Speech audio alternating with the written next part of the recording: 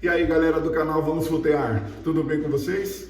Vamos agora aqui para o terceiro vídeo da playlist de Dart desse ano maravilhoso de 2023. Nesse vídeo nós vamos trabalhar uma estrutura condicional. Nós trabalhamos no vídeo anterior a estrutura sequencial, onde o nosso programa tinha o seu início e seu fim e a execução dele seria uma linha após a outra, sem nenhuma repetição de uma ou várias linhas, instruções podemos dizer, e nem um desvio condicional, ou seja, não se tomava nenhuma decisão, não se fazia nenhuma verificação, se seguia para um rumo ou outro. Como nós vimos lá no vídeo 1 dessa playlist, nós temos o desvio condicional em base a um questionamento, onde nós temos esse questionamento sendo realizado em cima de dois valores. Nós fazemos uma relação entre dois valores. Então, para isso, nós fazemos uma pergunta, né? Você lembra lá do vídeo. Se algo é alguma coisa em relação ao outro valor, por exemplo, se x é maior que zero, isso é uma pergunta. Ela vai retornar um valor verdadeiro ou falso. Dependendo desse valor, eu tomo um caminho ou outro. Assim é na nossa vida, na verdade. Nós sempre tomamos uma decisão com base em algum fato, com base em alguma situação. Então vamos lá trabalhar isso. Eu sei que ainda é cedo, que você não viu o vídeo ainda, mas para me garantir, caso você goste do vídeo, você curte ele, quem sabe até se inscreve no canal, ou ainda, se você tiver um amigo ou uma amiga que seja da área de desenvolvimento, que você acredita que possa gostar desse vídeo, que ele possa ser útil para ele ou para ela, você compartilha? Vai lá, curte esse vídeo, toca no sininho, se inscreve no canal, compartilha com todo mundo. E se você tiver alguma dúvida, tiver algum assunto que queira que seja abordado aqui no Vamos Flutear, vai lá, me segue no Instagram, manda uma mensagem para mim, eu vou ter o maior prazer de te responder, ou quem sabe até criar um vídeo com a sua dúvida, com a sua demanda. Agora sim, vamos pro vídeo. Bora lá! No código do vídeo anterior, que você pode verificar aqui no Dartpad, nós temos a situação de 3 alunos com 3 notas. E nós queremos, agora, para esse exercício, me basear em 3 notas para o mesmo aluno, porque eu quero verificar se esse aluno foi aprovado, se ele tirou mais que 6 ou igual a 6, se ele está em exame, a nota é menor que 6, porém é maior ou igual a 4, ou se ele não passou, a nota sendo inferior a 4. Então vamos adaptar aqui um pouquinho esse nosso código. Só ajudando quem chegou agora, se você abriu o Dartpad nesse momento, você deve ter um código semelhante a esse, porque esse é o padrão quando se abre o Dartpad. O que você faz aqui? Você pode selecionar todo o conteúdo dentro do bloco de main e apagar e começar o teu código. Ou você pode clicar em New Pad e ele vai solicitar para você se cria um novo arquivo Dart. Nós não estamos trabalhando com Flutter ainda.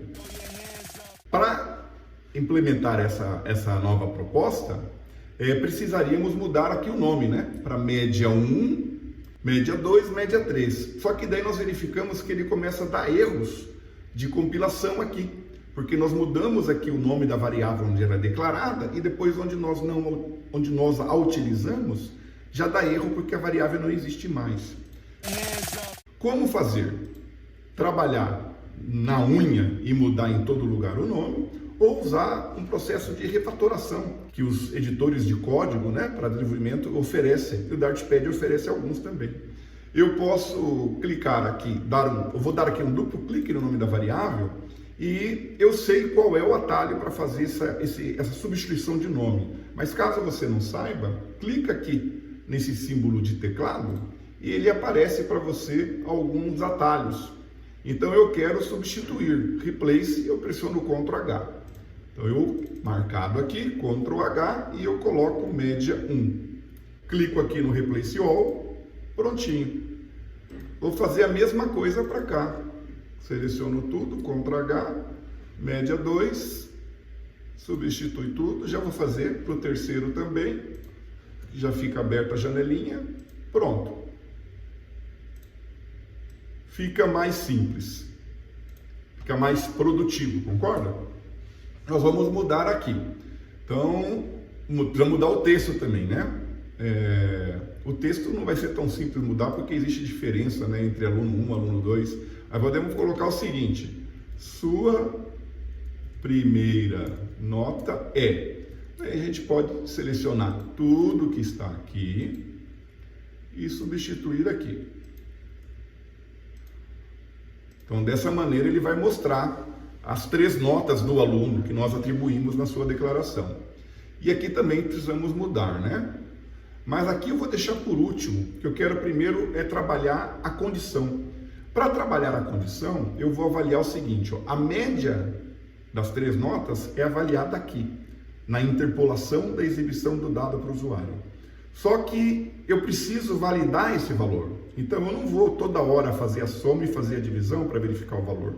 Eu vou executar essa operação matemática atribuindo o seu resultado para uma variável. Então eu seleciono tudo, vou dar aqui um Ctrl X, vou criar aqui uma nova variável, chamá-la de média final, e ela vai receber aquela expressão. Agora eu preciso fazer algumas verificações em cima do valor dessa variável, tal qual eu falei agora há pouco. Então a primeira tem que perguntar se, em inglês, o se de ser, né? O se é uma condição, é if. Então if, média final maior ou igual a 6, eu vou abrir um bloco, lembra do bloco?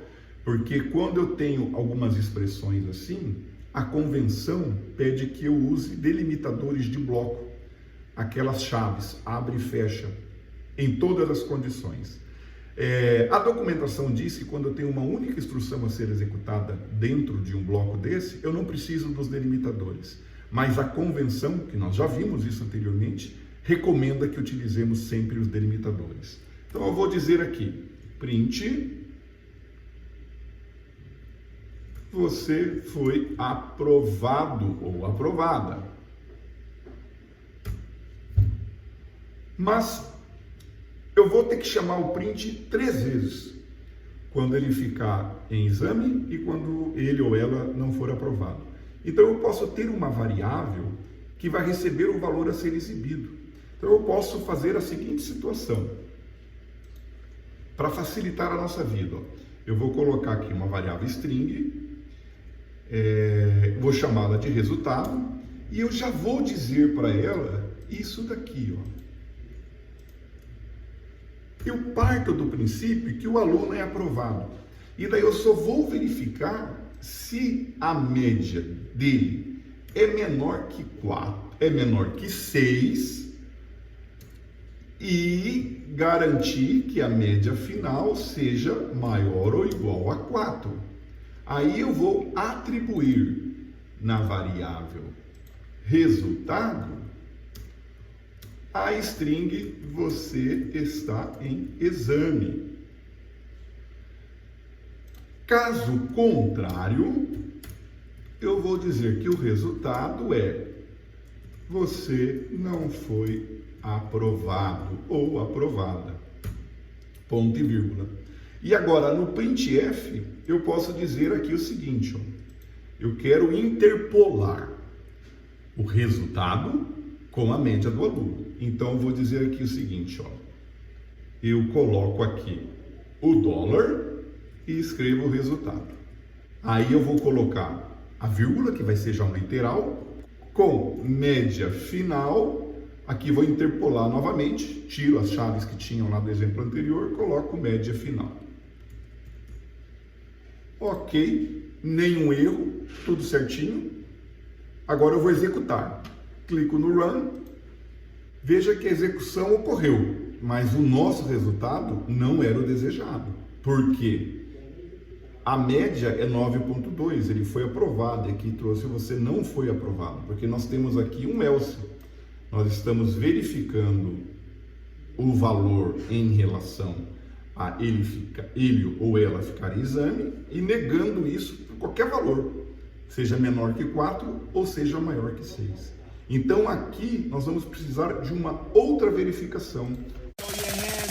Um else if média final menor que 4. Vamos executar novamente. Agora sim, você foi aprovado. Vamos mudar. Vamos colocar aqui, nota 2. Run. Continua sendo aprovado com 6.6. Vamos mudar aqui para 6.5. Executar novamente. Agora sim, você está em exame com média final. Aqui eu até vi que eu coloquei o nome da variável. Vamos escrever em português porque isso é um literal, né? Média final, posso colocar aqui também o M maiúsculo. Você está em exame. Vamos verificar agora, eu mudando aqui para 3. Executo. Você não foi aprovado ou não foi aprovado. Então nós temos a lógica funcionando. Nós adotamos critérios que talvez você não conhecesse para a validação desses valores. Mas o importante é que nós temos a lógica funcionando. Então nós vamos, na sequência, trabalharmos uma situação de iteração, um laço, ou seja, a estrutura de repetição. Ainda em relação à estrutura condicional, nós temos outra instrução chamada switch, mas que nós não vamos ver agora, tá bom? A ideia agora era só mostrar a estrutura, mas a gente vai vê-la depois em um outro exemplo, em um outro vídeo, uma outra situação. Importante apenas saber que existe outra maneira de fazer verificação e várias possibilidades de fazer a verificação com if, else if e o else. Procure fazer algum exemplo implementando algo semelhante disso que a gente fez. Lembre-se, programação não se aprende por osmose, a gente precisa praticar, programar. Bora lá?